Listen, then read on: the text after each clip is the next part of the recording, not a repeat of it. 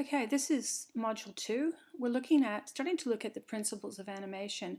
So in the first module, we looked at the Flash interface and how we move around it and keyframes and frames and blank keyframes. But now we want to start designing. And to design, we use these principles of animation. So the first one is squash and stretch. And this really applies to so many different things. We use the bouncing ball, which is a typical animation task that all students learn how to do. And it's really basically the principles of physics and the laws of motion that govern not only this ball, but the characters that you're going to design. And the physics of it is due to gravity and movement and how things accelerate and then how things slow down towards the top when the ball bounces and it reaches its highest, what's called the apex. It slows down and then it starts responding to gravity again. So we'll look at these physics principles of gravity, acceleration. So acceleration is like speed, except you can vary the speed.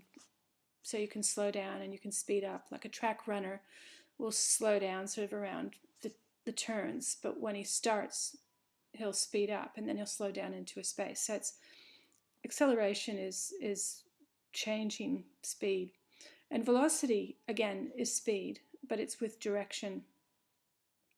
And then you have what's called a geometric center of an object, and that also responds to gravity. So squash and stretch also gives a sense of weight and flexibility to the objects that you'll draw.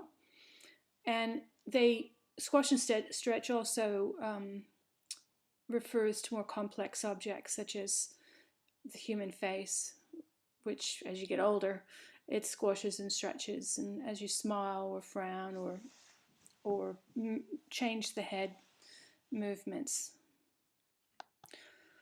Other principles is anticipation. So anticipation, again, is when the viewer is looking for something to happen, like a dancer taking off into a jump.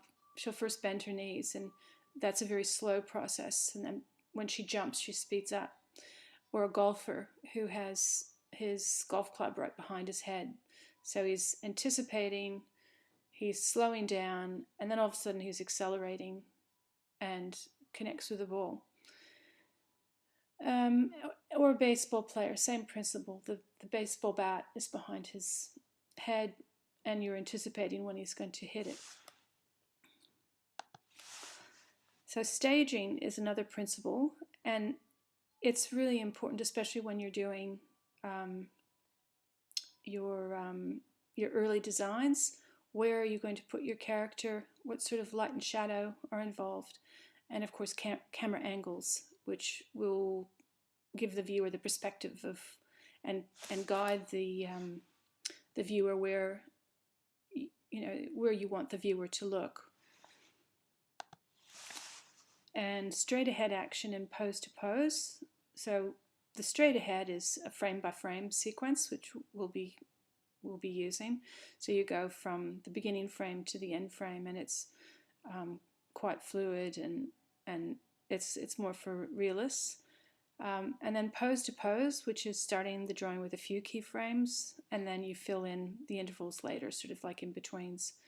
And they're good for emotional scenes, and the background is really important in pose to pose. And then we have follow through and overlap.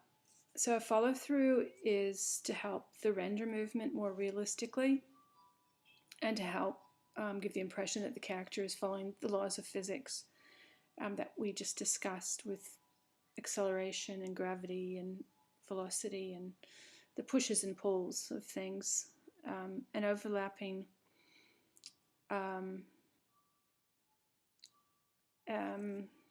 we'll discuss later, but